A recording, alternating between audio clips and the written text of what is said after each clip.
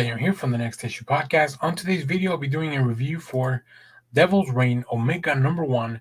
This book is closing out the story for Devil's Reign, this whole event that we just finished through. So there will be some spoilers for Devil's Reign if you haven't read it.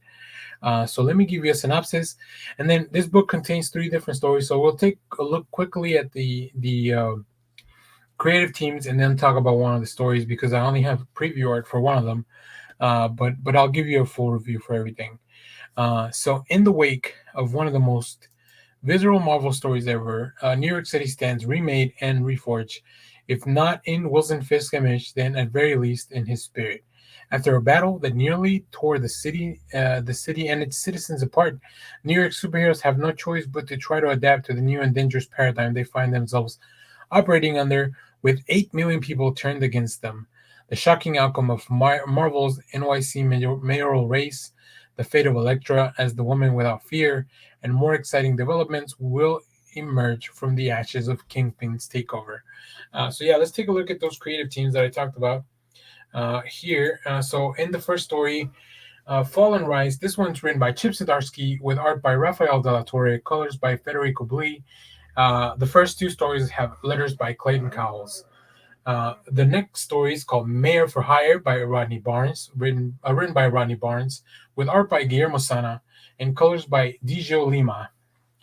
The last story, it's called Cleaning House, written by Jim Sub, Luciano Vecchio on art, colors by Carlos Lopez, Java Tartaglia, and letters by Joe Sabino. This is overall, this is a great end cap for the Devil's Reign story. It really sets up what's going to happen with Matt and Elektra going forward, as they are, both wielding the Daredevil mantle. But it also really sets up a series that's confirmed in here that we're going to see later on that will be Thunderbolts related.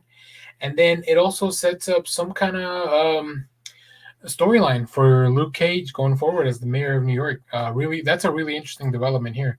As I mentioned, there will be some spoilers for the event itself. So if you haven't read the event, make sure to pick this up and then come back and watch this video. So we kick off with the heroes preparing for the funeral of supposedly Matt Murdock. Now, as the reader, we know that it was actually Mike, his brother, who was killed. But Daredevil is using this opportunity to kind of fade off the grid. And I just really think the grief and everything it's really captured here for all the people that don't know the truth. But then also the people that know the truth, like you can kind of tell they're not really kind of falling for it. I don't know. It's a really cool setup. I even like just the design of the church. Like it really reminds me of stuff that I've seen in New York, which I think a Daredevil book is something that it really has to feel like. And here we see a little bit more.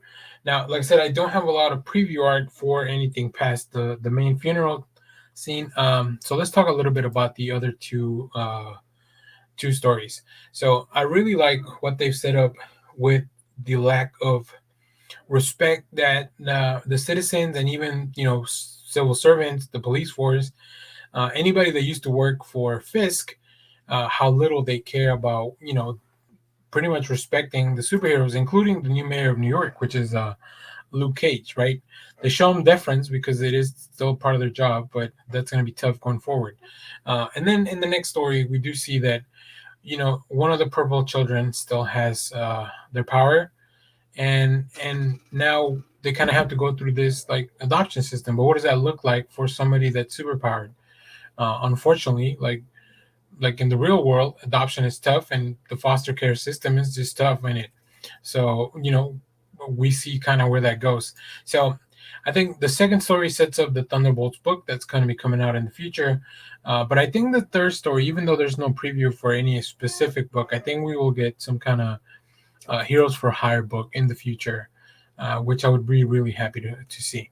So there you have it. Let me know what you thought of this issue if you read it. Let me know what variant you picked up. We'll see some at the end of the video.